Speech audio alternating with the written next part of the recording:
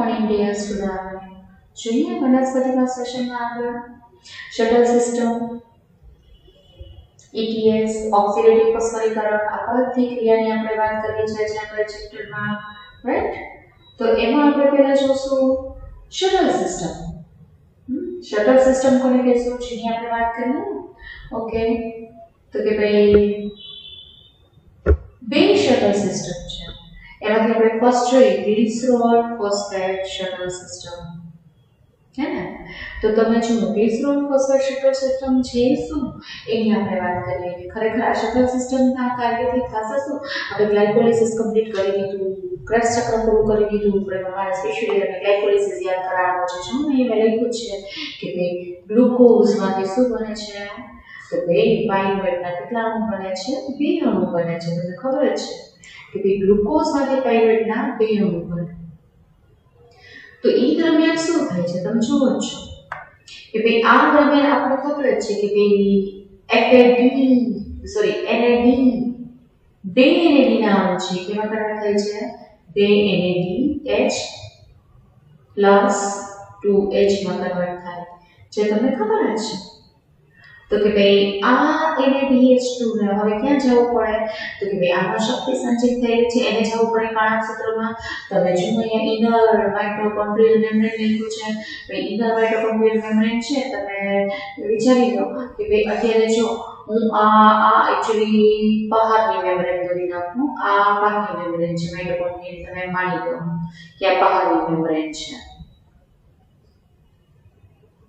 આ inner mitochondrial membrane છે. અને આ બાજુ તમે વિચારી લો કે આ બાજુનો વિસ્તાર શું છે? તો કે ભાઈ અહીંયા આધારક.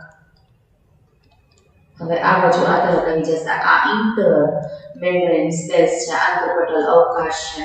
અને આ જે ચીજ તમે લખ્યું છે એ શું છે? તો કે ભાઈ કોષરસ, રાઈટ? હવે થશે શું? તો કે ભાઈ જે NAD માંથી એમ બરાબર NAD માંથી શું બન્યું છે? NADH plus H means 2 NAD છે, 2 NAD પ્લસ 2H બન્યું છે.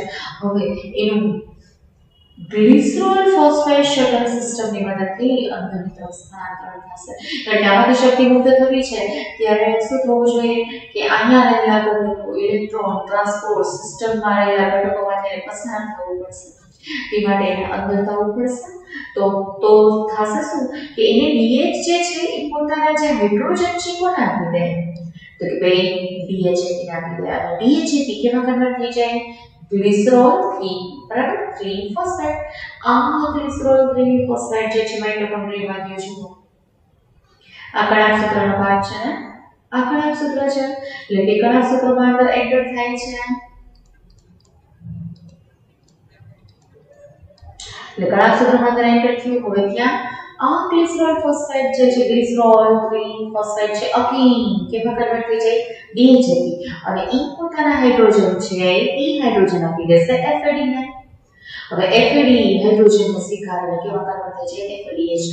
પણ જો આમાં 2 અણુ હતા તો ટોટલ કેટલા હાઇડ્રોજન? 4 હાઇડ્રોજન પાસે ક્યાં? 2H into 2 એટલે 4. એમાં 2 DHAP સ્વીકારાય, 2 ગ્લિસરોલ 3 ફોસ્ફેટ બને. અહીંયાથી 4 હાઇડ્રોજન મુક્ત કર્યા છે. અને શું થશે? જે 2 FAD ના અણુ સ્વીકારે ને શું બની જશે? 2 FADH2 બની જતા હોય. તો હવે તમને ખબર છે કે FADH2 ના ઇલેક્ટ્રોન જ્યારે આમાંથી પસાર થશે, જ્યારે આ અણુઓ જે છે અહીંયા ફરીથી દોરું છું આ સિસ્ટમ તમે જુઓ. एक्चुअली अलग कलर થી આપણે ડ્રો કરીએ કે તમને ખબર પડે છે બ્લેક કલર થી હોય ઇલેક્ટ્રોન ટ્રાન્સપોર્ટ સિસ્ટમ છે, બરાબર? આ ઘટકોમાંથી પસાર થશે ત્યારે વાત એ છે કે ભાઈ જ્યારે આના ઇલેક્ટ્રોન આમાંથી પસાર થશે ત્યારે શું થશે? તો ત્યારે ATP નું નિર્માણ થશે. તમને ખબર ત્યારે શક્તિ મુક્ત થવાની છે. હવે FADH2 છે તો FADH2 ના ઇલેક્ટ્રોન જ્યારે અહીંથી પસાર થશે ત્યારે કેટલા ATP બનશે? તો સીધી વાત છે કે ત્યારે કેટલા ATP બનશે? તમે યાદ કરો, આપણે ખબર જ છે કે FADH2 એક FADH2 માંથી 2 ATP બને. તમે જુઓ તો અત્યારે તો કેટલા અહીંયા NADH2 હતા? 2 NADH2. એટલે એક્ચ્યુઅલી ગ્લાયકોલિસિસ દરમિયાન શું હતું? NaDH plus 2H, right? અને E કેમાં કન્વર્ટ થઈ ગયા તો કે બે FADH2 માં કન્વર્ટ થઈ ગયા. તમે જોયું બે FADH2 માં કન્વર્ટ થઈ ગયા છે અને આ બે FADH માં એકમાંથી બે ATP ને બે FADH2 માંથી ટોટલ આપણે કેટલા ATP મળે? 4 ATP મળશે.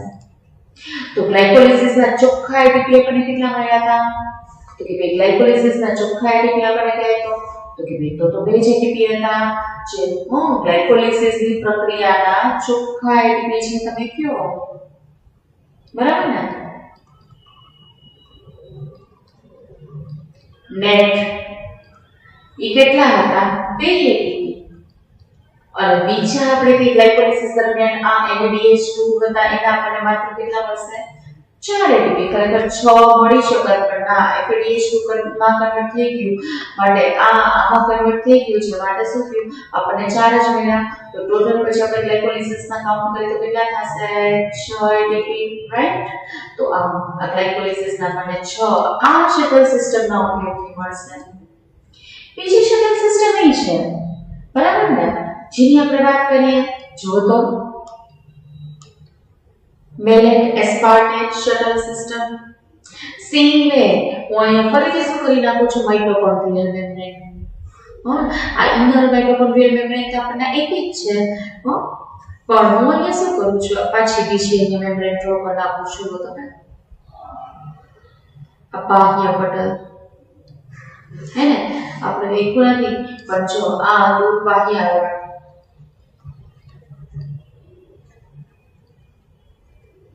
મેં અહીંયા આ બાહ્ય આવરણ જ કર્યું છે, રાઈટ?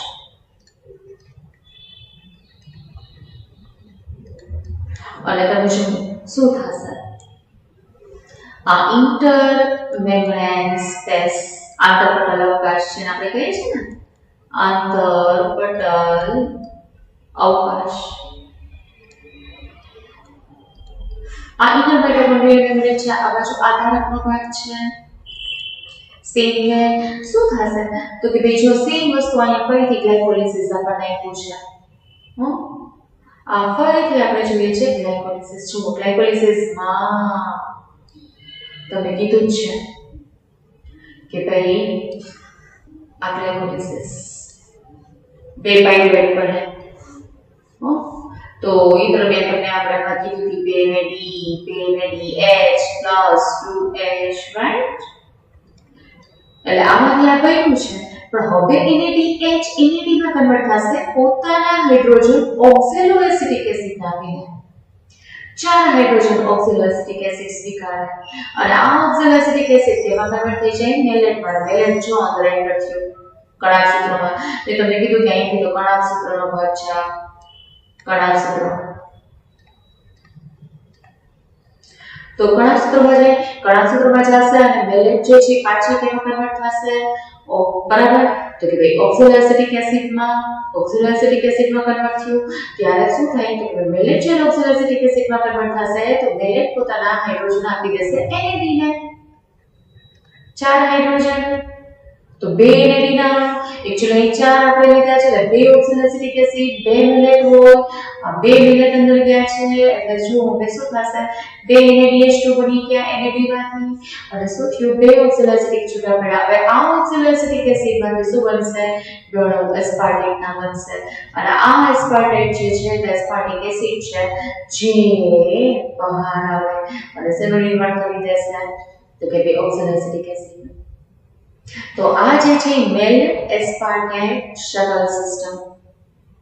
શું થયું આ પ્રોસેસમાં? કેવી તમે જુઓ ને તો કે ભાઈ અહીંયા જે પ્રોસેસ આપણે જે જોઈ આ મેલેટ એસ્પાર્ટેટ શટલ સિસ્ટમમાં તો કે ભાઈ એમાં જે આ બે NADH2 હતા ને એ અંદર જે તો NADH2 માં જ રહે છે એટલે કે ખરેખર જે NADH2 હતા એસ ઇટ ઇઝ રહે છે NADH plus 2H આપણે જે લખીએ છીએ એ એસ ઇટ ઇઝ રહેશે એ એમ જ રહેશે તો મારે લખવાની પણ જરૂર નથી એ 2NADH plus 2H જ રહેશે.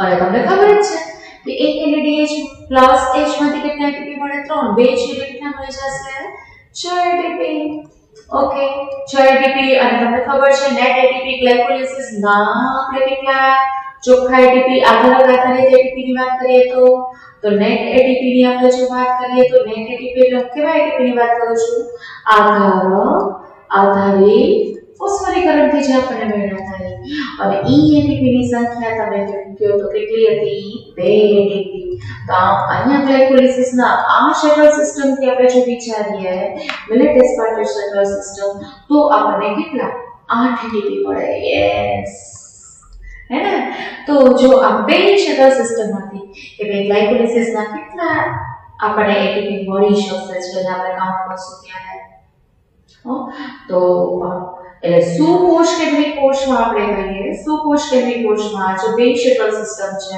એટલે શટલ સિસ્ટમ છે માત્ર કેવા જોવા મળે માત્ર સુકોષ કેન્દ્રિત સજીવમાં યસ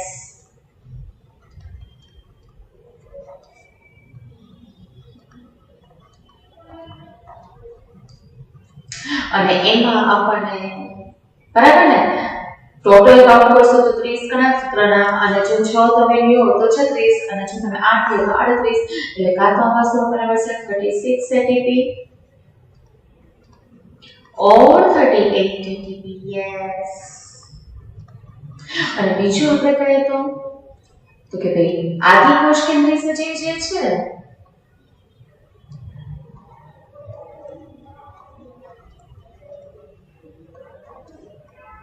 આદિકોષ કેન્દ્રિત સજીવમાં આપણે વિચારીએ તો એમાં શટલ સિસ્ટમ આવેલી નથી તેમાં તો ઓલવેઝ કેવા મળશે ઓલવેઝ 38 ATP જ મળી શકે રાઈટ તો આપણે આ શટલ સિસ્ટમની વાત કરીએ આગળ આપણે વાત કરીએ ઇલેક્ટ્રોન ટ્રાન્સપોર્ટ સિસ્ટમ બરાબર ને તો ઇલેક્ટ્રોન ટ્રાન્સપોર્ટ સિસ્ટમની વાત કરીએ નેક્સ્ટ ઓકે જોઈએ ETS સ્ટાર્ટ કરીએ શટલ સિસ્ટમ તો આપણે જોઈ લીધું ઓકે અને ત્યારબાદ આપણે ઓક્સિડેટિવ ફોસ્ફોરાઇલેશનની વાત કરશું ઓકે ચલો જો ઇલેક્ટ્રોન ટ્રાન્સપોર્ટ સિસ્ટમ આપણે ઇલેક્ટ્રોન ટ્રાન્સપોર્ટ સિસ્ટમ તમને ખબર છે માઇટોકોન્ડ્રિયા કયા પટલમાં અંદરના પટલમાં આવેલું છે તો ખરેખર અંદરના પટલમાં જ આપણે વાત કરતા હોય તેમાં કેટલા ઘટકો આવેલા છે આ સિસ્ટમમાં કેટલા ઘટકો તો ખરેખર જો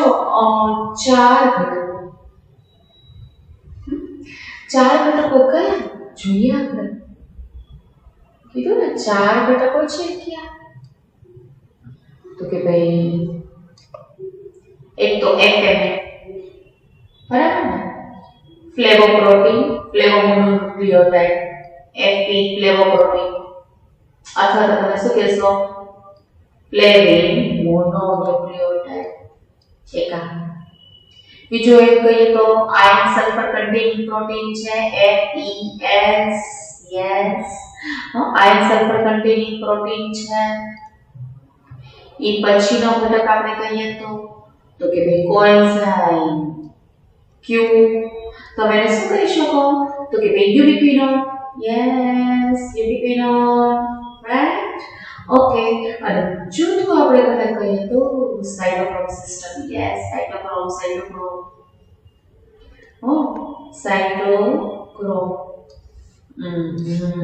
આવો તમારે થાય જ ચલો ઓકે ચાલો સાઇટોક્રોમ્સ બરાબર ઓકે સાઇટોક્રોમ ની જો આપણે વાત કરીએ તો સાઇટોક્રોમ ના પ્રકારની વાત કરીએ જો તો સાઇટોક્રોમ क्या cytochrome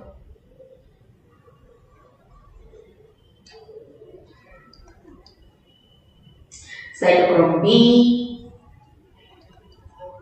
cytochrome C cytochrome C1 cytochrome C પણ જોશું આપણે साइटोक्रोम A જોશું બરાબર साइटोक्रोम A3 જોશું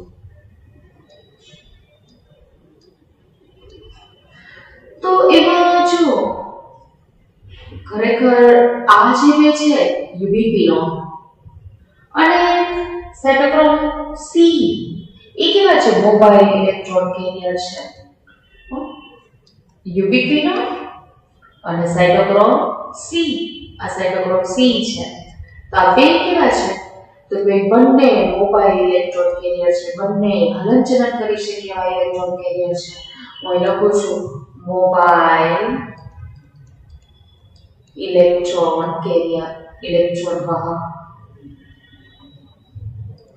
ઓકે જો આપણે આની પહેલા ફોટોસિન્થેસિસ જોયું હતું તો ફોટોસિન્થેસિસમાં આપણે ઝેડ સ્કીન ની વાત કરી હતી યાદ છે ઝેડ સ્કીન તો કે ભાઈ ઝેડ સ્કીન જે છે એમાં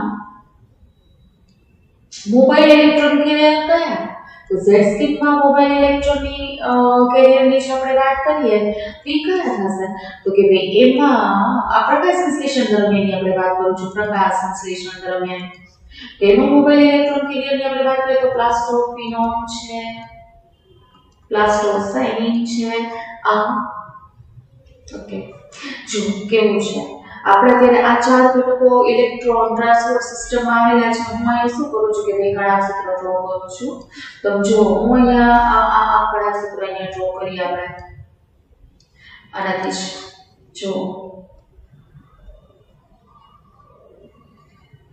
આ કણાસૂત્ર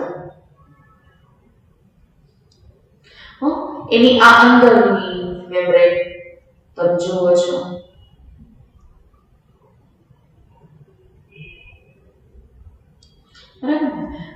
વચ્ચેનો આધારકનો ભાગ છે જે તમને ખબર જ છે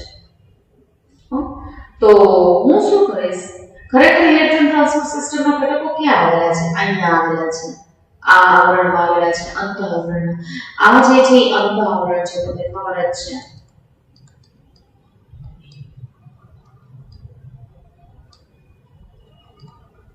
અને અંત આવરણમાં શું આવેલું છે ઇલેક્ટ્રોન ટ્રાન્સપોર્ટ સિસ્ટમ તો હું શું કરીશ તો કે ભાઈ આ જે ભાગ છે ને આખો આપણે એને એનલાર્જ કરીએ આ જે ભાગ છે ને એને આપણે એનલાર્જ કરીએ એને હું અહીંયા ડ્રો કરું છું તો જુઓ અહીંયા આપણે ડ્રો કરીએ છીએ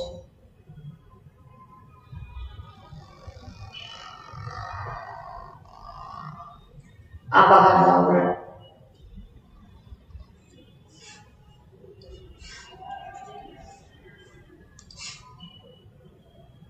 આ બાહ્ય આવરણ અને આ અહીંયા હું ડ્રો કરું છું આ અંત આવરણ છે આ આખું અંત આવરણ છે ઠીક આપણે કરી નાખીએ આ જે છે એ અંત આવરણ હું લખું છું કે આ આખું જે છે એ અંત આવરણ છે આ જે છે ને અંત આવરણ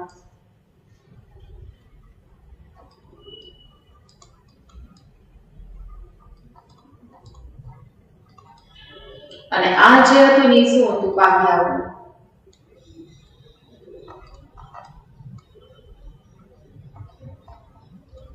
અને વચ્ચેની જે સ્પેસ છે ને એને હું શું કહીશ આંતરપટલ અવકાશ હે ને આ આંતરપટલ અવકાશ છે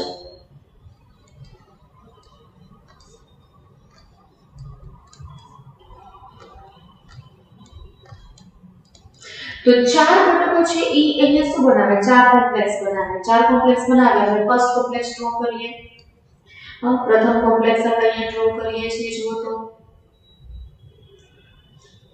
એમાં કયા ઘટકો આવેલા ફર્સ્ટ કોમ્પ્લેક્સમાં તો કે જો ફ્લેવોપ્રોટીન FMN અહીંયા હું ડ્રો કરું છું આ બનેલું છે FMN અને આયન સલ્ફર કન્ટેનિંગ પ્રોટીનનું બનેલું છે FS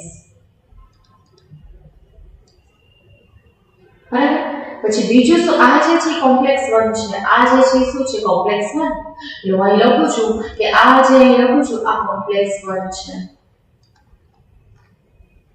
સંકુલ 1 અને આ સંકુલ જે છે આપણે શું કહીશું NADH ડિહાઇડ્રોજિનેઝ સંકુલ અહીંયા હું લખું છું કે ભાઈ કોમ્પ્લેક્સ નું નામ શું NADH dehydrogenase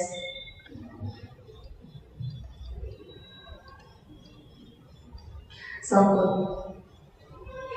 બરાબર ને?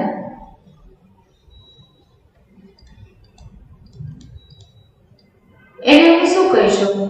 તો કે ભાઈ એને હું FMN અને DH2 dehydrogenase સંકુલ કહી શકું. બરાબર ને? એને હું આવી રીતે એક જ મિનિટ આપણે આ લખું કે ભાઈ એને મેં કીધું કે ભાઈ શું આપણે કહી શકીએ NADH અથવા તો હું કહી શકું FMN NADH2 dehydrogenase સંકુલ.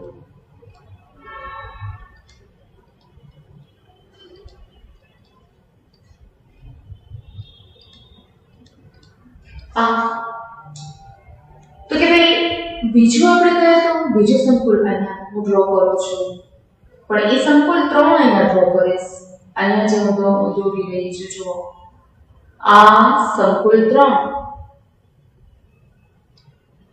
જે આપણે આ દોર્યું છે એ કયો સંકુલ છે? તો કે ભાઈ 3 સંકુલ નંબર 3 છે. બરાબર જુઓ તો, અને જે શેનું બનેલું છે? તો કે ભાઈ જે સાઇટોક્રોમ સાઇટોક્રોમ B C1 એટલે લખું છું સાઇટોક્રોમ B આવેલું હોય, આયર્ન સલ્ફર કન્ટેનિંગ પ્રોટીન છે, અને શું છે સાઇટોક્રોમ C1 એનું બનેલું છે. આ કોમ્પ્લેક્સ કયું થઈ જશે? કે ભાઈ આ કોમ્પ્લેક્સ 3 છે, અને જેનું નામ જ હશે જે રેખા ચેન્જ કરવો cytochrome B C1 complex cytochrome B C1 સંકુલ. યસ. હવે કોમ્પ્લેક્સ નંબર 3 તો અહીં કોમ્પ્લેક્સ નંબર 3 ડ્રો કરું છું જુઓ, અને એને આપણે કહી દઈશું FADH2 સંકુલ. FADH2 સંકુલ પણ FAD જેવું છે, અને આયર્ન સલ્ફર કન્ટેનિંગ પ્રોટીન તો જો બધે છે જ. આયર્ન સલ્ફર કન્ટેનિંગ પ્રોટીન તો છે જ, અને સાથે સાથે FADH2 આ જે છે અહીં સાઇટોક્રોમ બરાબર BC1 પછી આપણે લે દોર્યું છે, પણ ખરેખર આ સંકુલ કયું છે?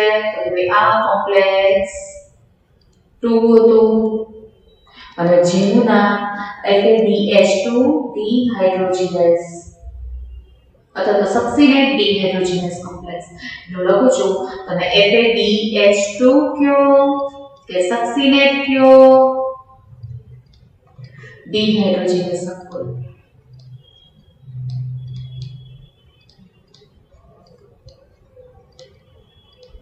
जो સક્સિનેટ ડિહાઇડ્રોજિનેઝ આ ઓલો ઉત્સેચક જ છે જે આંતર કે આવેલું છે અહીંયા કણાક્ષેત્રના અંતઃકણમાં આવેલું છે માર્કર એન્ઝાઇમ. કીધું હતું ને ટીસીએસ સાયકલમાં કે આ જે છે આપણે શું કહીએ છીએ માર્કર એન્ઝાઇમ. એક છે આ માર્કર ઉત્સેચક. યસ. અને હવે આપણે વાત કરીએ સંકુલ નંબર 4. સંકુલ 4 જે છે જે અહીંયા આવેલું છે જો તો, અને આપણે કહીશું cytochrome A3 complex cytochrome A3 બે કેવા છે? કોપર કન્ટેનિંગ યુનિટ છે, કોપર ધરાવે. બે કોપર કેન્દ્ર ધરાવે, અને આ સંકુલ જે છે કયો? કોમ્પ્લેક્સ 4. તમે એને સાઇટોક્રોમ C ઓક્સિડેઝ સંકુલ પણ કહી શકો, અને શું કહી શકો? Cytochrome C ઓક્સિડેઝ. અને હવે તો કે ભાઈ આ 4 સંકુલ આવેલા છે, પણ સાથે સાથે મોબાઈલ ઇલેક્ટ્રોન કેરિયર આવેલા છે આમાં વચ્ચે. તો તમને ખબર જ છે કે ભાઈ મોબાઈલ ઇલેક્ટ્રોન કેરિયર કયા? યુબીક્વિનોન અને સાઇટોક્રોમ C બંને મોબાઈલ ઇલેક્ટ્રોન કેરિયર. જો યુબીક્વિનોન છે ને આ બેની વચ્ચે, યુબીક્વિનોન આ બેની વચ્ચે મૂવમેન્ટ કરશે, અને આ બેની વચ્ચે યુબીક્વિનોન છે મૂવમેન્ટ કરવાનું છે, બેની વચ્ચે મૂવમેન્ટ કરશે આવી રીતના. સાયટોક્રોમ C અહીંયાથી આની વચ્ચે મૂવમેન્ટ કરે છે, આની વચ્ચે, બરાબર ને? અહીંયા સાયટોક્રોમ અહીંયા મારે લખવું જોઈએ સાયટોક્રોમ C. અહીંયા આપણે લખી નાખીએ કે આ સાયટોક્રોમ C જે બહારની સપાટી ઉપર છે, બરાબર? આ અને આ આપણે ઘટક લઈ લીધા A3 અને U, રાઈટ? તો એ તો લાસ્ટ હતા. અને હજી પાંચમું સંકુલ આપણે કહે તો કયું? તો કે ભાઈ F0 અને F1. F0 અને સાથે કહે તો F1. અને કોમ્પ્લેક્સ 5 કહી શકીએ આપણે, કોમ્પ્લેક્સ 5.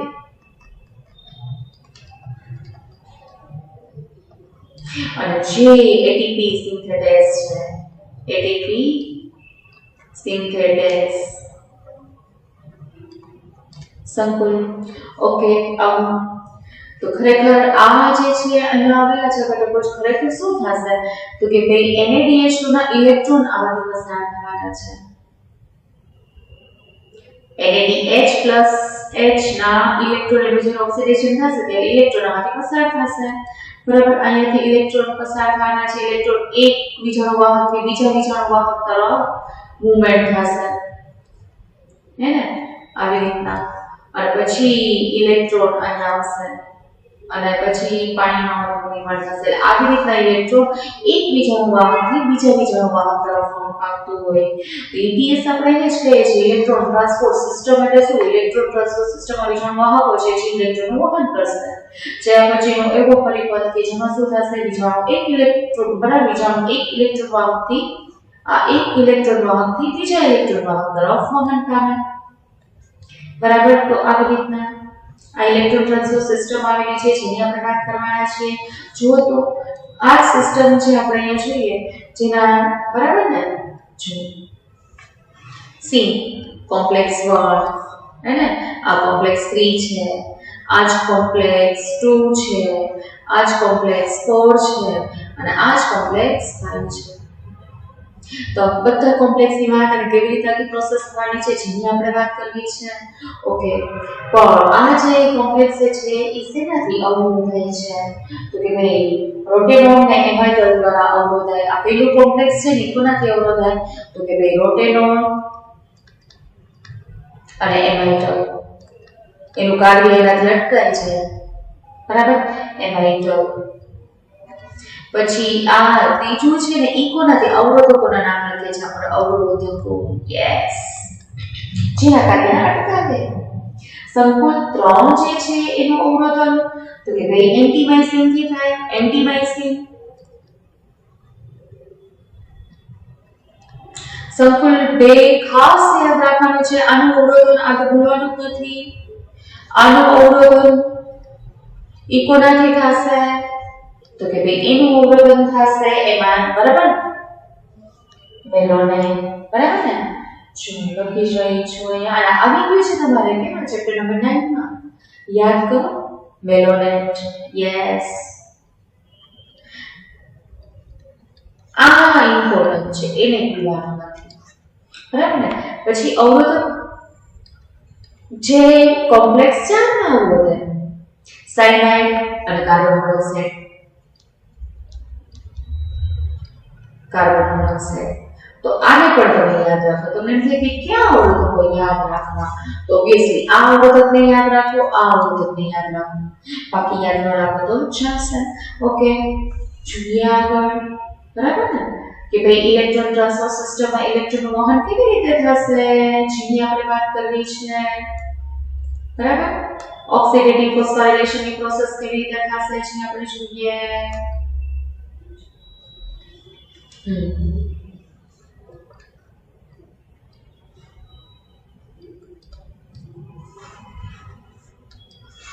ઓકે, જો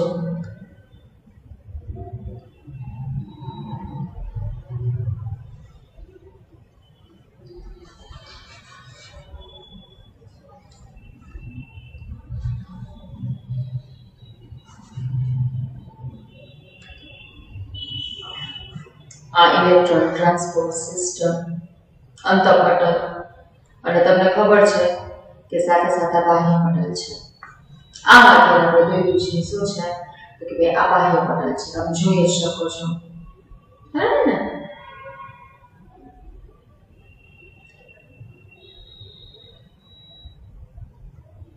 બાહ્ય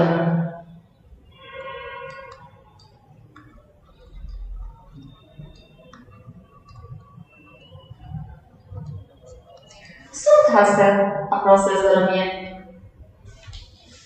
તો કે ભાઈ એને BH FADH2 તમે યાદ કરો કઈ પ્રોસેસ તો કે ભાઈ ઘણા સૂત્રમાં જે થાય છે આધારક તરફ કઈ પ્રોસેસ થતી હોય તો કે ભાઈ અહીંથી લખું છું સાયકલ ક્રેબ્સ ચક્ર ખરેખર સક્સીનાઇલ કોએન્ઝાઇમમાંથી શું બન્યું હોય સક્સીનાઇલ કોએન્ઝાઇમ A માંથી શું બન્યું હોય સક્સીનેટ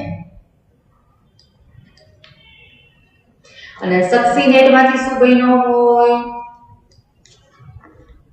તો કે ભાઈ સક્સીનેટ માંથી ફ્યુમેરેટ હે ને સક્સીનેટ માંથી શું બન્યું હોય ફ્યુમેરેટ એટલે હું અહીં લખું છું ફ્યુમેરેટ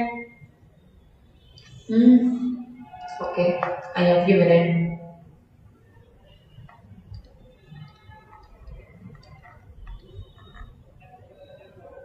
ફ્યુમેરેટ માંથી શું બનશે મેલેટ યસ તો કે ભાઈ મેલેટ બનશે એટલે હું મેલેટ લખી નાખું પેલા મેં લખી નાખું ઓકે તો કે ભાઈ અહીંયા મેલેટ માંથી શું બનવાનું છે તો કે ભાઈ ઓક્ઝેલો એસિટિક એસિડ અહીંયા નાખું છું હો તો કે ભાઈ જુઓ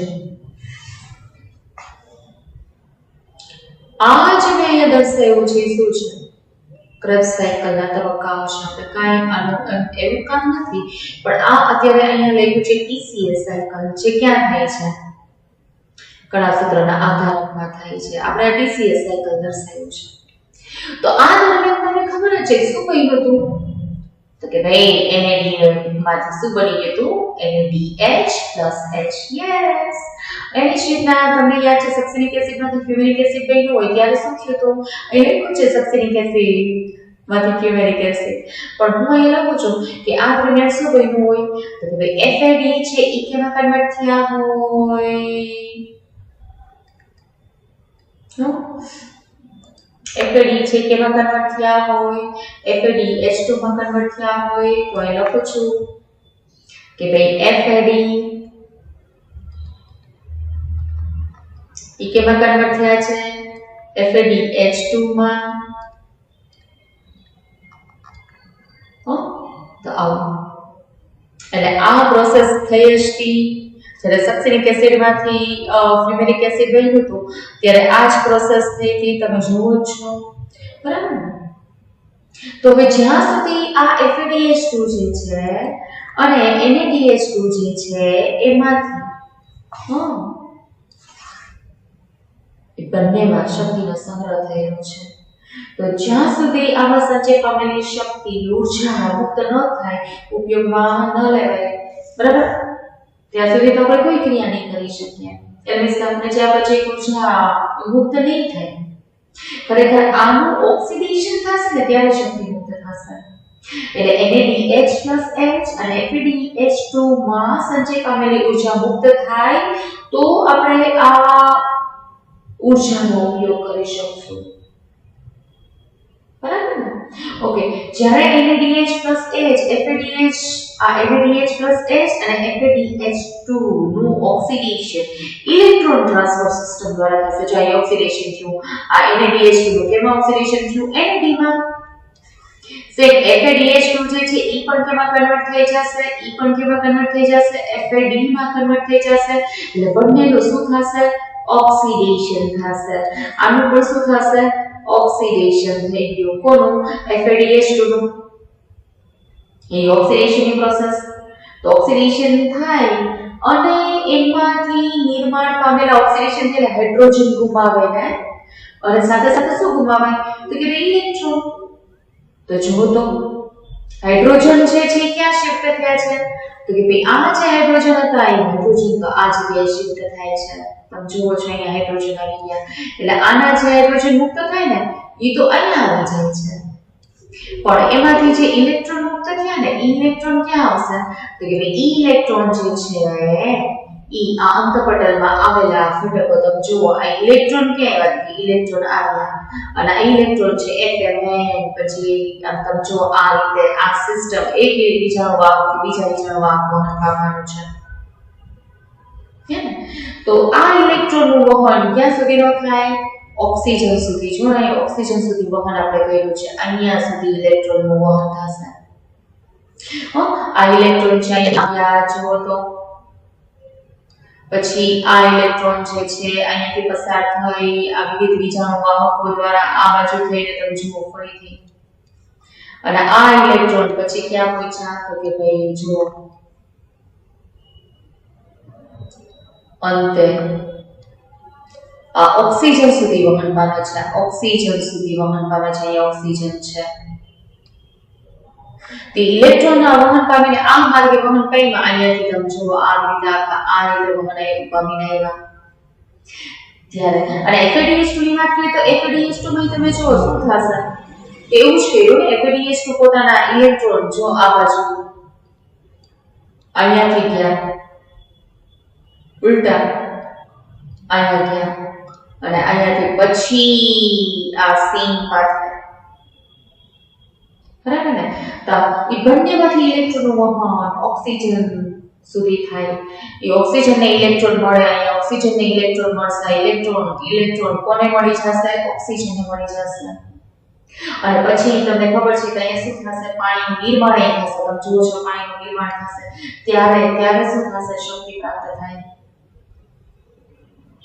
આ માટે આ કણાસૂત્રમાં આવેલા જ કણાસૂત્રમાં જે ટીસીએ સાયકલ થયું હતું એ ટીસીએ ચક્રમાંથી જ પ્રાપ્ત થયેલા આ જો ટીસીએ ચક્ર દરમિયાન જ બનેલા NADH છે NADH નું શું થાય છે તમે જુઓ છો કે NADH H નું ઓક્સિડેશન થાય એમાંથી જે ઇલેક્ટ્રોન મુક્ત થયા આ ઇલેક્ટ્રોન સૌપ્રથમ કોને લીધા તો કે ભાઈ જો આમાંથી જે ઇલેક્ટ્રોન મુક્ત થયા ને સૌપ્રથમ NADH ડિહાઇડ્રોજનસ સંકુલે લીધા સંકુલ 1 માં ગયા બરાબર ને એના દ્વારા ઓક્સિડાઇઝ્ડ બન્યા એટલે એના દ્વારા ઓક્સિડાઇઝ પામે કંઈથી મુક્ત થયા પછી અને ઇલેક્ટ્રોન કોને સ્વીકાર્યા તો કે ભાઈ જે આ પટલની અંદર જ આવેલું યુબિક્વિનોલ મોબાઇલ ઇલેક્ટ્રોન કેરિયર જે છે એને સ્વીકાર્યા અને એનું શું થઈ ગયું રિડક્શન થઈ ગયું UQH2 માં કન્વર્ટ થઈ ગયા એટલે ઇલેક્ટ્રોન અહીંથી આમ આવ્યા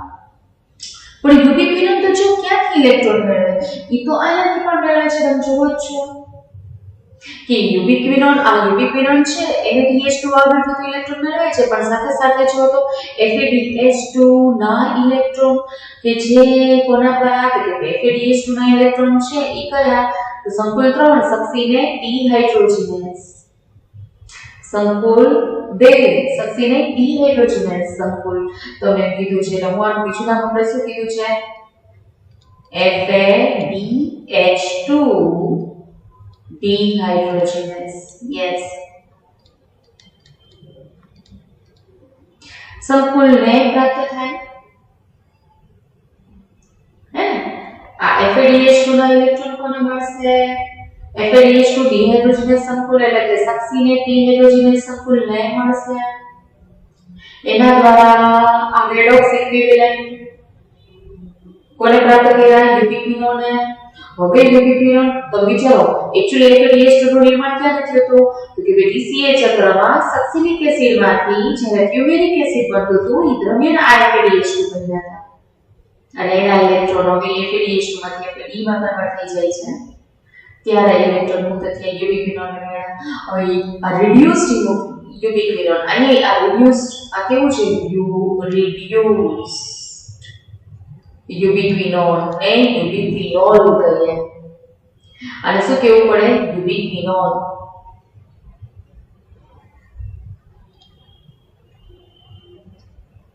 અને જે હવે ઇલેક્ટ્રોન કોની તરફ પાસ કરે સાઇટોક્રોમ C તરફ યુબિક્વિનોલ છે ઇલેક્ટ્રોન કોને આપી દે સાઇટોક્રોમ C ને પણ કોના દ્વારા પણ તો કે ભાઈ સાઇટોક્રોમ B C1 કોમ્પ્લેક્સ વાળા ડાયરેક્ટલી નહીં સમજાણું આ તો જસ્ટ મેં તમને કીધું કે આમ નહીં આવે પણ એ આવશે કેવી રીતે?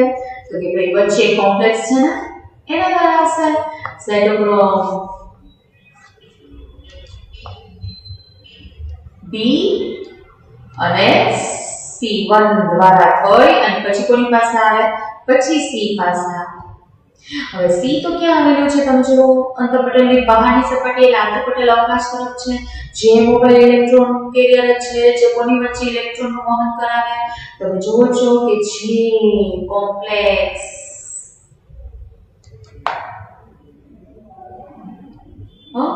3 અને કોમ્પ્લેક્સ 4 વચ્ચે વહન કરાવે છે. યુબી કિરણ કોની વચ્ચે હતો? કોમ્પ્લેક્સ 1 અને કોમ્પ્લેક્સ 3 વચ્ચે. અને બીજું કોની વચ્ચે? કોમ્પ્લેક્સ 2 અને 3 ની વચ્ચે. જ્યારે આ અહીંયાથી અહીંયા સુધી. હવે ઇલેક્ટ્રોન લાસ્ટ કોને પ્રાપ્ત થાય? તો કે ભાઈ હવે ઇલેક્ટ્રોન લાસ્ટ ઇલેક્ટ્રોન કેરિયર તરફ આવ્યું. સંકુલ 4 સાઇટોક્રોમ C ઓક્સિડેઝ એની પાસે ઇલેક્ટ્રોન કે તમને ખબર છે કે A3 કેવા છે? કપલ્ડ સાઇટોક્રોમ સિસ્ટમ યુગ્મિત આ બે જોડાયેલા છે. સાઇટોક્રોમ A3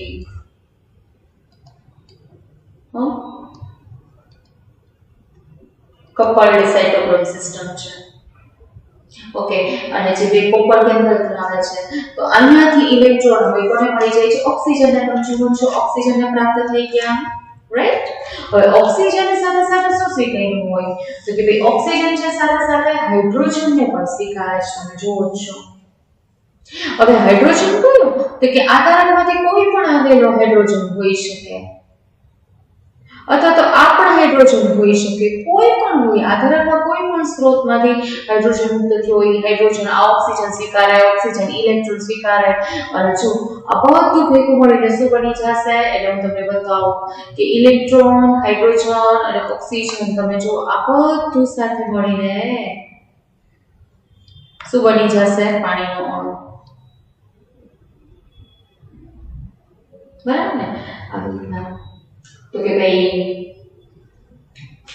જ્યારે ઇલેક્ટ્રોન વહન પામ્યા હતા,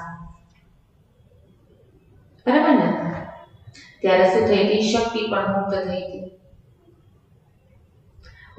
જ્યારે ઇલેક્ટ્રોન એકબીજાનો વાહક છે, જો તમને કીધું છે કે ભાઈ જ્યારે ઇલેક્ટ્રોન પરિવહન શૃંખલામાં એક વાહકથી બીજા વાહક તરફ આપણે જોયું ને, એક વાહકથી બીજા વાહક તરફ આપણે આમ જોયું. અહીંયાથી ઇલેક્ટ્રોન આ રીતે ગયા અહીંયા, અને આ જગ્યાએથી ઇલેક્ટ્રોન આ રીતે ગયા. તો જ્યારે ઇલેક્ટ્રોન એકબીજાનો વાહક બીજા વાહક તરફ આપણે કહીએ તો સંકુલ 1 થી છેક ક્યાં સુધી પહોંચે? 4 સુધી પહોંચે. એટલે ઇલેક્ટ્રોનનું વહન જે અહીંયા સુધી થાય છે, સંકુલ 1 થી ક્યાં સુધી થાય છે? સંકુલ 4 સુધી થાય છે. તો ઈ જે આખી પ્રોસેસ છે, ઈ પ્રોસેસ છે એ કોની સાથે યુગ્મિત થાય? તો કે ભાઈ ઈ એડીપી તેમજ ઇનઓર્ગેનિક ફોસ્ફેટને બરાબર જોડી અને એટીપી નું નિર્માણ કરવા માટે કોની સાથે? તો કે ભાઈ એટીપી સિન્થેટેઝ સાથે યુગ્મિત થાય છે. આ ઇલેક્ટ્રોનનું વહન, આ બધા ઇલેક્ટ્રોન વાહક તરફ થઈ ઇલેક્ટ્રોન કોમ્પ્લેક્સ 1 થી કઈ તરફ થયું? કોમ્પ્લેક્સ 1 થી કોમ્પ્લેક્સ 4 તરફ થયું. તો ઈ જ્યાંથી ઇલેક્ટ્રોનના વહનની ક્રિયા છે કોની સાથે સંકલિત થાય છે? તો ઇલેક્ટ્રોનના વહનની ક્રિયા એટીપેઝ ઉત્સેચક બરાબર કોમ્પ્લેક્સ 5 સાથે સંકલિત થાય, યુગ્મિત થાય. અને પછી એક લાસ્ટ જુઓ શું થશે? એડીપી અને ઇનઓર્ગેનિક ફોસ્ફેટ જોડાઈને એટીપી બની જાય છે. કેટલા એટીપી બનશે એનો આધાર કોના ઉપર છે? તો કે ભાઈ આ દરમિયાન સંશ્લેષણ પામતા એટીપી ના અણુઓની સંખ્યા ઇલેક્ટ્રોન કાંટા પર નિર્ભર છે.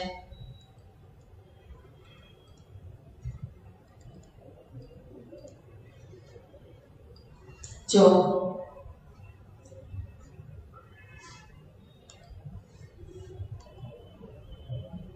બરાબર, કેટલા ઇલેક્ટ્રોન બનશે એ કોના ઉપર ડિપેન્ડન્ટ છે?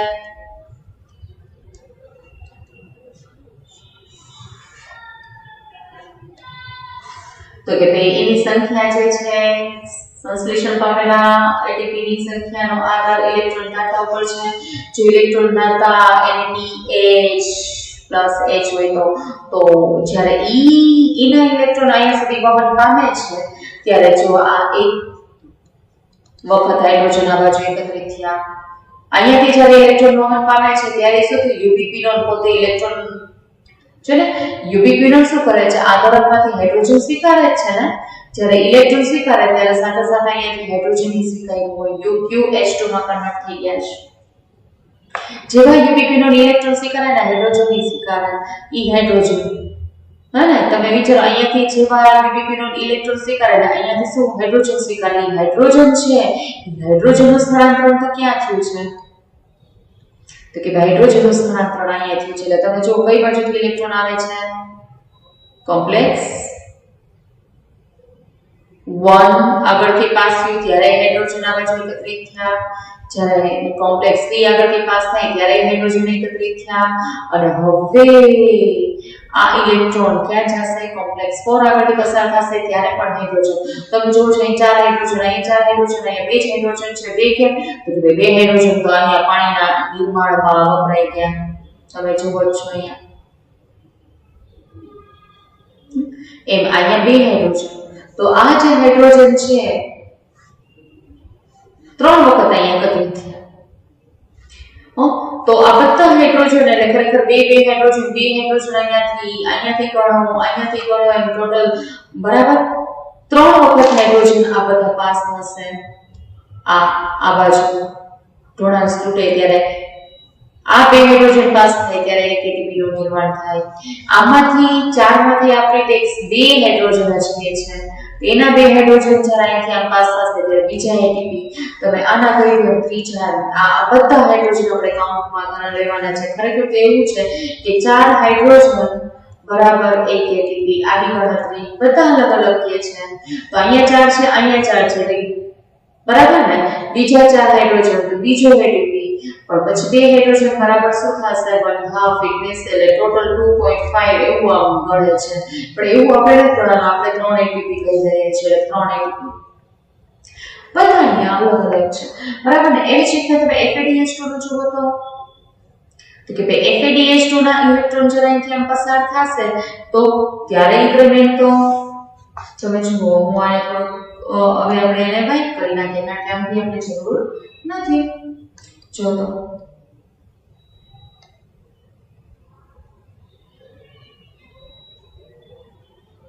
જોઈએ આપણે કશું હું એવું કહેવા માંગુ છું કે અહીંયાથી જે હાઇડ્રોજન શિફ્ટ થાય છે આ એક વખત શિફ્ટ થયા, જ્યારે ઇલેક્ટ્રોન આમ આગળ વહન પામતા હોય આ બાજુ ત્યારે અહીંયાથી પાછા હાઇડ્રોજન આવી ગયા કદાચ, બરાબર ને, અને ઇલેક્ટ્રોન તો આગળ વધ્યા છે, ઇલેક્ટ્રોન આ બાજુ ગયા પણ ઇલેક્ટ્રોન અહીંયા આવ્યા ત્યારે પાછા હાઇડ્રોજન પર ત્યારે 2 જ હાઇડ્રોજન આવ્યા કારણ કે 2 હાઇડ્રોજન તો શું થયું પાણીના નિર્માણમાં સાથે, બરાબર, 2 હાઇડ્રોજન તો પાણીના નિર્માણમાં ગયા. તો અહીંયા 2 હાઇડ્રોજન, અહીંયા 4 હાઇડ્રોજન, અહીંયા 4 હાઇડ્રોજન, તો વિચારો 1 એટીપી આનો ગણો, 1 એટીપી આનો ગણો, 1 એટીપી આનો ગણો. આપણે ટેક્સ્ટમાં તો એવું જ કીધું છે કે 2 હાઇડ્રોજન 1 એટીપી. પણ એ ક્યારે બનશે તો કે આ બધા હાઇડ્રોજન છે, આ બધા હાઇડ્રોજન ક્યાંથી પસાર થવાના છે તો કે ભાઈ આ હાઇડ્રોજન છે આ પટલમાંથી જ્યારે બાજુ પસાર થશે ત્યારે શું ઢોળાંશ તૂટે કારણ કે અહીં હાઇડ્રોજનનું એકત્રીકરણ થયું છે ને, અહીંયા હાઇડ્રોજન વધી ગયા છે, અહીંયા હાઇડ્રોજન ઘટી ગયા છે. આપણે હમણાં કેમિયોસ્મેટિક હાઇપોથેસિસની વાત કરી છે, અને જ્યારે હાઇડ્રોજન આ બાજુ સ્થળાંતરણ પામે છે એટલે આવ્યા ત્યારે શું થશે, એડીપી માંથી શું બની જશે, એટીપી નું નિર્માણ થશે. આ દરમિયાન એટીપી નું નિર્માણ થશે, તમે જુઓ છો, બરાબર ને. અહીંયા આપણે આમ જુઓ તો અહીંથી આ એટીપી નું નિર્માણ થયું છે. તો આવી રીતે છે.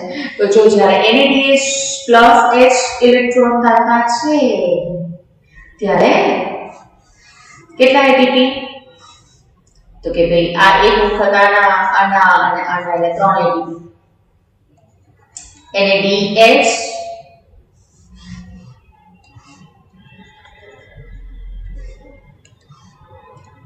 NADH પ્લસ H હોય ત્યારે 3 એટીપી અને FADH હોય તો તમે જો FADH2 નામ જોઈએ FADH2 ના ઇલેક્ટ્રોન અહીંયાથી આવ્યા છે આ ઇલેક્ટ્રોન આમ ગયા ત્યારે અહીંયાથી હાઇડ્રોજન આવ્યા અને સ્વીકાર્યા હાઇડ્રોજન તો ક્યાં વયા ગયા આ બાજુ પણ ઇલેક્ટ્રોન આ બાજુ આવ્યા ઇલેક્ટ્રોન આ બાજુ જશે જ્યારે ઇલેક્ટ્રોન અહીંયા આવે ત્યારે પાછા હાઇડ્રોજન આ બાજુ આવશે તો જો હાઇડ્રોજન અહીંયા આવ્યા એક કેટલી વખત આવ્યા બે વખત 1 અને 2 જ કાઉન્ટમાં લેવાના છે બરાબર તો જ્યારે FADH2 હોય ઈ ઇલેક્ટ્રોન દાતા હોય ત્યારે કેટલા એટીપી બનશે 2 એટીપી બનશે આપણે કહીશું થિયરી બધાય અલગ અલગ આવી છે ઘણી બધી હાઇપોથેસિસ એ રજૂ થઈ છે પણ કોઈ બી એટલી એક્સેપ્ટેડ નથી પણ કેમિયોસ્ફેરિક હાઇપોથેસિસ એ વેલ એક્સેપ્ટેડ છે પણ એમાં પ્રોટોન કેટલા બાજુ પાસ થશે ને એના ઉપરથી એટીપી ની ગણતરી કરવાની છે પણ પ્રોટોન જો આપણે ગણવા બેસે તો અહીં તો 4 છે અહીંયા 4 છે અને અહીંયા 2 છે ટેક્સ્ટમાં તો એવું કીધું છે કે બે પ્રોટોન મૂવ થાય ત્યારે એક એટીપી ગણવાના તો તમે એવું NADH નું વિચારવા બેસો તો 4 ને 4 8 ને 9 ને 10 એટલે ટોટલ કેટલા તો 5 એટીપી થાય તો NADH2 માંથી કેટલા થાય 5 પણ 5 એટીપી નહીં બરાબર કેટલા લેવાના છે 3 આવું છે ઓકે એટલે આ આપણે જોયું જો ઓક્સિજનની હાજરી અતિ આવશ્યક છે કારણ કે સમગ્ર તંત્રમાંથી હાઇડ્રોજનને મુક્ત કરે મીન્સ દૂર કરે જે આપણે પછી જોઈએ ઓક્સિજનનો રોલ તો છેલ્લો છે ને આપણે અત્યારે આ જે આપણે વાત કરી ઇલેક્ટ્રોન દાતા NADH2 હોય તો 3 એટીપી FADH2 હોય તો 2 એટીપી બરાબર ને તો આ તો આપણે જોયું પણ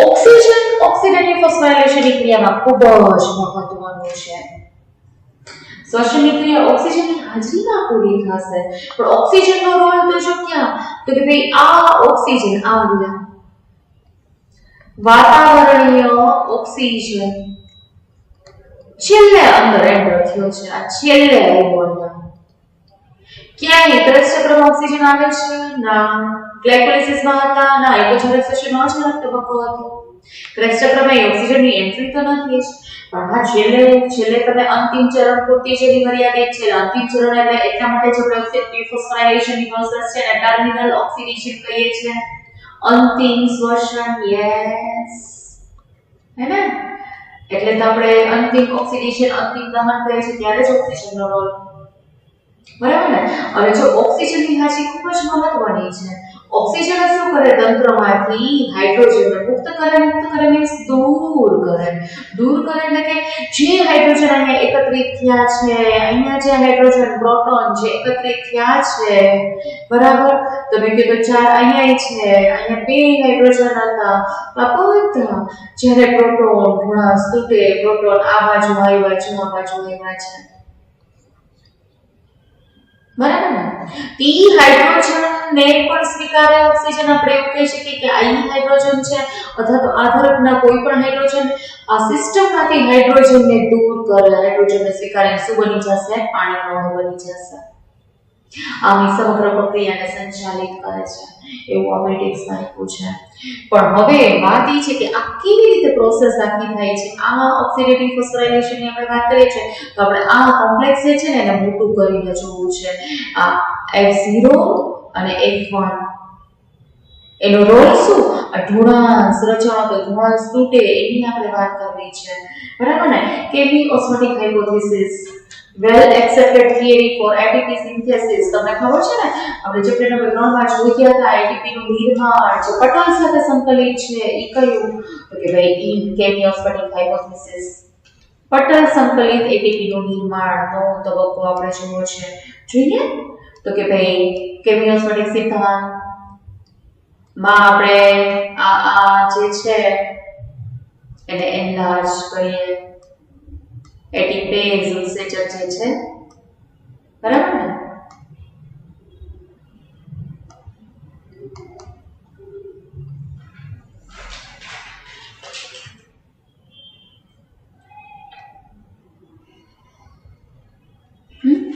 જો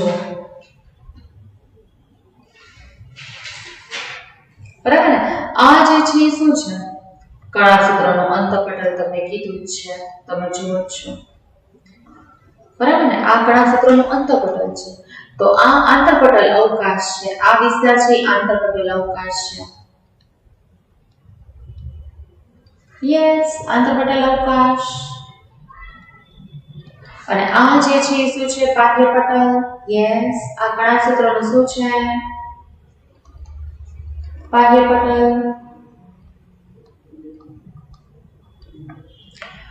અને તમે જુઓ આ જગ્યાએ અંતઃપટલ જે છે ને, આ આખો એપિપેઝ ઇન્સેન, તમે જો આ એપિપેઝ ઉત્સેચક છે, કોમ્પ્લેક્સ 5 જે હતો એ એટીપી સિન્થેટેસ કોમ્પ્લેક્સ 5 આપણે અહીંયા જોયું છે. જો ઓલરેડી આપણે ચેપ્ટર નંબર 13 માં જોઈ લીધું બરાબર ને. તો કે ભાઈ ETS દરમિયાન મુક્ત થયેલી ઊર્જા, ETS દરમિયાન મુક્ત થયેલી ઊર્જા તમે વિચારો કે ભાઈ તમે માની લો કે ભાઈ અહીંયા આ જે છે ને, આ ઉપર જે પટલ છે ને એને આપણે પછી ઉપર લંબાવી દે. ત્યાં આપણે ઇલેક્ટ્રોન ટ્રાન્સપોર્ટ સિસ્ટમ ફરીથી સેજ દોરી દો છો તમે. આ છે ને ભાગ આપણે તો માની લ્યો કે અહીંયા ઉપર રાખવાનો આંતરપટલ જ છે. તો બધા ઘટકો ક્યાં હતા? અહીંયા છે કે કોમ્પ્લેક્સ 1 હતું, કોમ્પ્લેક્સ 3 હતું, કોમ્પ્લેક્સ 3 ને પ્રાઇમ 2 છે, આ 2 છે, આ 3 હતું, આ કયો હતું કોમ્પ્લેક્સ 1 હતું, અહીંયા શું હતું કોમ્પ્લેક્સ 4 હતું, આ કોમ્પ્લેક્સ 5 છે બરાબર. તો જ્યારે ઇલેક્ટ્રોનનું વહન થતું હતું, યાદ કરો ઇલેક્ટ્રોનનું વહન, જ્યારે ઇલેક્ટ્રોન અહીંયાથી વહન થઈને આ આવતા હતા, અહીંયાથી તમને ખબર છે ને કે અહીંયાથી તો ક્યાં વયા જતા હતા ઇલેક્ટ્રોન, અહીંયાથી તો ઇલેક્ટ્રોન સીધા આમ આવતા હતા અને ઇલેક્ટ્રોનનું વહન થઈને અહીંયા આવતા હતા. તો જ્યારે ઓક્સિડેશન થતું હતું ને ત્યારે ઊર્જા મુક્ત થતી હતી, એટલે ઇલેક્ટ્રોન મુક્ત થતા હતા ને ત્યારે ઊર્જા મુક્ત થતી હતી, હે ને, આ ઊર્જા મુક્ત થતી હતી. એવી જ રીતના બીજું આપણે FAD આ ઇલેક્ટ્રોન કયા NADH નામ, NADH પ્લસ H ના ઇલેક્ટ્રોન. પણ FADH ના ઇલેક્ટ્રોન આ રીતે આપણે જોયા ને વહન પામતા. કઈ રીતે જોયા? તો જુઓ તો હું અહીં ડ્રો કરું છું કે ભાઈ આ FADH2 ના ઇલેક્ટ્રોન આપણે દોરી દીધું. જો અહીંયાથી ઇલેક્ટ્રોન, યસ, જો આ રીતે અહીંયાથી આ જગ્યાએ અને આ બાજુ આવે છે, છેલ્લે ઓક્સિજનને પ્રાપ્ત થાય છે, ખબર છે તમને? તો એ દરમિયાન શું થયું, જ્યારે ઓક્સિડેશનની પ્રોસેસ થાય ને, જ્યારે ઓક્સિડેશનની પ્રોસેસ થઈ હોય, આ ઓક્સિડેશન દરમિયાન મુક્ત થતી ઊર્જા છે, ઓક્સિડેશન દરમિયાન મુક્ત થતી ઊર્જા છે.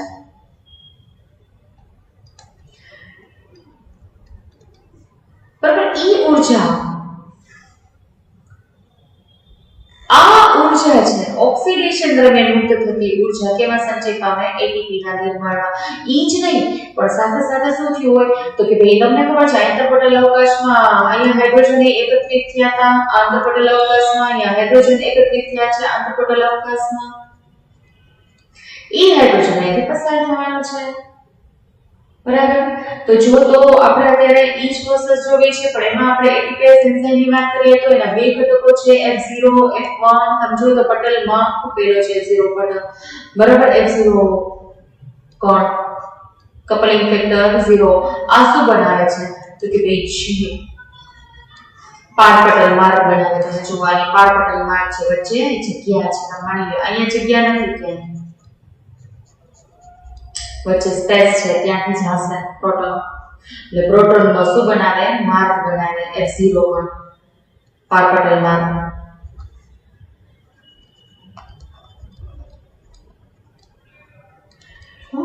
ઓકે, અને એ કેવું કે ભાઈ અંતર્ગત પ્રોટીન છે. F0 છે એ કેવું છે? અંતર્ગત પ્રોટીન. જ્યારે F1 જે છે એ કેવું? આ અંતર્ગત પ્રોટીન છે, અંતર્ગત પટલ પટલમય પ્રોટીન. યસ, પટલ સાથે સંકળાયેલું છે એટલે પટલમય પ્રોટીન. જ્યારે F1 છે કેવું છે? તો કે ભાઈ F1 છે કઈ તરફ છે? આધારક તરફ. આ આધારકનો ભાગ છે. તમે લખ્યું છે અહીંયા આધારક. આધારક તરફ ઉત્સેચક તમને દેખાય છે એટલે પટલની સપાટી ઉપર છે એટલે કેવું કહેવાય? તો કે ભાઈ આ પરિઘવર્તી પટલમય પ્રોટીન છે. પરિઘીય પટલમય પ્રોટીન.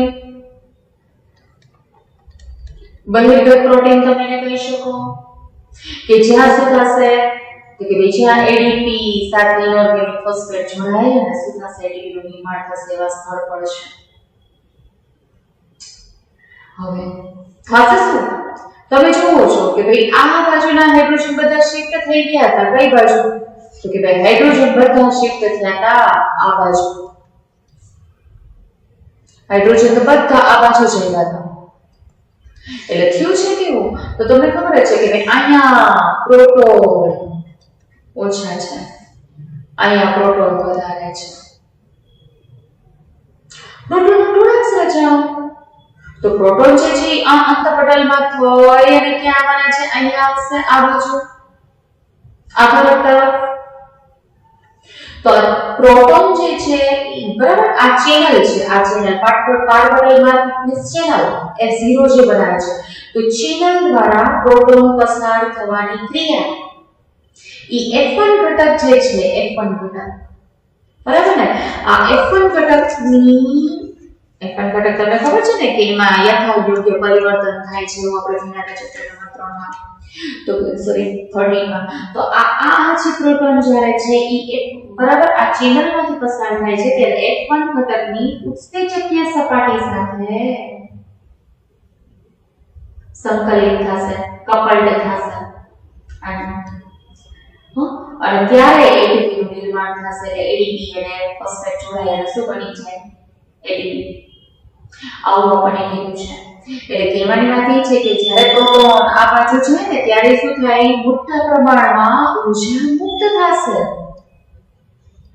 ઈ ઊર્જાથી ખરેખર F1 કણમાં ફેરફાર થતો હોય ને ઈ ફેરફાર ઈ ઉત્સેચક તરીકે એને વર્તવા માટે પ્રેરે, ઉદ્દીપનના કાર્ય માટે પ્રેરે અને શું થઈ જશે?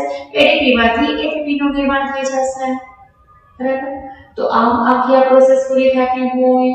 ટૂંકમાં ઇલેક્ટ્રોન પ્રોટોન ગુણાંકના બરાબર ઇલેક્ટ્રોકેમિકલ પ્રોટોન ગુણાંકના ફળ સ્વરૂપે જ્યારે બે હાઇડ્રોજન આ બાજુથી જશે આ બાજુ ત્યારે એક એટીપી બને. આપણે ટેક્સમાં કીધું છે, મેં તમને પહેલા જ કીધું હતું કે બે હાઇડ્રોજન જ્યારે આ બાજુ જશે સાસ તો આપણે આપી છે જો ચેનલ દ્વારા પ્રોટોન પસાર થવાની ક્રિયા એટીપી ના ઉત્પાદન માટે F1 ઘટકની ઉત્સેચકીય સપાટી સાથે જોડાય.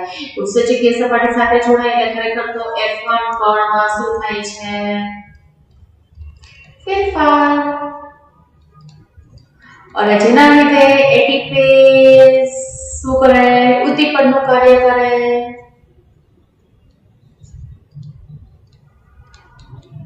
અને શું થશે? એટીપી નું નિર્માણ થઈ જશે. બરાબર? ઇલેક્ટ્રોન પ્રોટોન કેમિકલ ગુણાંકના ફળ સ્વરૂપે કઈ બાજુ જશે? આંતરપટી અવકાશમાં ધ્યાન રાખજો. જ્યારે બે હાઇડ્રોજન છે ને એક એટીપી બને આવું આપણને કીધું છે. તો આ હતું કેમિયોસ્ફેરિક હાઇપોથેસિસ જે આપણે જોયું. હવે નેક્સ્ટ ટાઈમ આપણે વાત કરશું એટીપી. બરાબર ને? નેક્સ્ટ આપણે વાત કરી લઈએ કોની? બેલેન્સની. બરાબર ને? કેવી રીતે ખરેખર એટીપી નું નિર્માણ તો આપણે જોયું હતું. આપણને ખબર છે કે ભાઈ કેટલા એટીપી બને છે જેની ગણતરી તો આપણે પહેલા જ કરી લીધી હતી. જસ્ટ જોયું હવે કે કેવી રીતે એટીપી બને છે. પણ 36 અથવા તો 38 એટીપી ની ગણતરી તો આપણે કરી લીધી છે ઓલરેડી પહેલા જ. તો હવે એટીપી ની ગણતરીની આપણે વાત કરી. હું ઈ પહેલા અહીંયા શું કરું છું જો તો તમે હું અહીં લખી નાખું ગ્લાયકોલિસિસ. યાદ કરો ગ્લાયકોલિસિસ અહીંયા લખું છું. ગ્લુકોઝ માંથી શું બને? 2 પાયરુવેટ.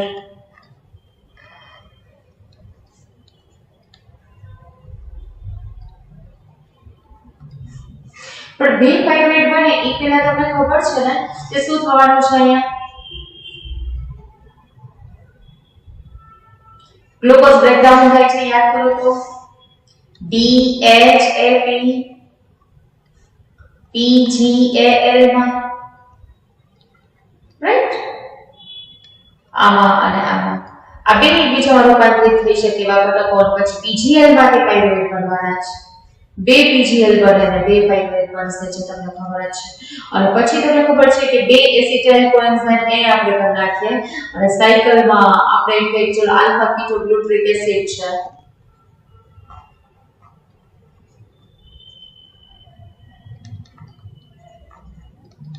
ક્રેશ સાયકલ આખો સાયકલ પૂરું થાય છે બરાબર ને આ ગ્લાયકોલિસિસ માં અહીંયા જો આ ગ્લાયકોલિસિસ છે EMP પાથવે અને આ જે છે TCA સાયકલ મેં અહીંયા લખ્યું છે અને પછી આપણે શું કર્યું ઓક્સિડેટિવ ફોસ્ફોરાઇલેશન ની પ્રોસેસ કરી તો તમે આપણે ATP ની ગણતરીની વાત કરીએ છીએ તો કે ATP તમને આપણે કાઉન્ટ કરી જ લીધા છે બે સાયકલ જ બની દર્શાવ્યા છે તમને ખબર છે કે ભાઈ આ પ્રોસેસમાં કેટલો તો કે ભાઈ આ પ્રોસેસ દરમિયાન આપણે કીધું તો કે ભાઈ કાં તો 8 ATP બને કાં તો 6 ATP બને ક્રેશ ચક્રમાં આપણે ટોટલ કેટલા કહીએ છીએ 30 ATP ટોટલ કેટલા થાય છે સુકોષ કેમિસ્ટ્રી સજીવમાં આપણે શું કહીએ 36 or 38 ATP આપણને ખબર છે ઓલરેડી આપણે કાઉન્ટ કરી લીધું છે તો હવે જો તમને શું કીધું છે કે ભાઈ વાસ્તવમાં આ એક સૈદ્ધાંતિક અભ્યાસ છે શ્રી ગયો છે ગણતરી કેટલીક નિશ્ચિત કલ્પનાઓના આધારે જ કરી શકાય યાર તમને કીધું છે તમે જુઓ કે ભાઈ એવી કેટલીક કલ્પનાઓ કરીને તો જ આપણે ATP કાઉન્ટ કરી શકીએ એક ક્રમિક સુવ્યવસ્થિત ક્રિયાત્મક પરિવાર છે ક્રમિક પેલા TSH થશે પછી ક્રેશ ચક્ર થશે પછી ઓક્સિડેટિવ ફોસ્ફોરાઇલેશન થશે અને શું થશે તો કે ભાઈ ટોટલ આ ATP બની જશે આ લાઈનમાં જ થશે જો તમને કીધું છો ગ્લાયકોલિસિસ થી શરૂ કરી TCA અને પછી ETS નો પરિપથ એક પછી એક આવે વચ્ચે ક્યાંય એક્સિડન્ટ નહીં થશે આવું કીધું તો આ સાચું છે તમે આવું વિચારો ને તો જ આપણે ATP બનાવી શકીએ અરે યાર આમ તમે વિચારો કે ગ્લુકોઝમાંથી PGL બન્યો છે હવે પ્રોસેસ હતી કે PGL માંથી શું બનવા માંડ્યું તો કે ભાઈ ફેટી એસિડ બરાબર ને તમે વિચારો PGL માંથી ગ્લિસરોલ બનવા માંડ્યું તો વિચારો ગ્લિસરોલ બનવા માંડ્યું તો કે ભાઈ ગ્લિસરોલ બને ગ્લિસરોલ આગળ જતા શું બનાવી દે તો કે ભાઈ ગ્લિસરોલ આગળ જઈને તમને ખબર છે લિપિડના બંધારણમાં ફેટી એસિડ સાથે સંકળાઈને પછી શું બની છે લિપિડ પ્રોસેસ આખી આમ જવા માંડે તો પછી તમારે શું કરવું હે ને તો એમ એક પછી એક એવું જરૂરી નથી આવું પણ થઈ શકતું હોય વચ્ચે હે ને તો ગ્લાયકોલિસિસ એમ તમને કીધું છે આવું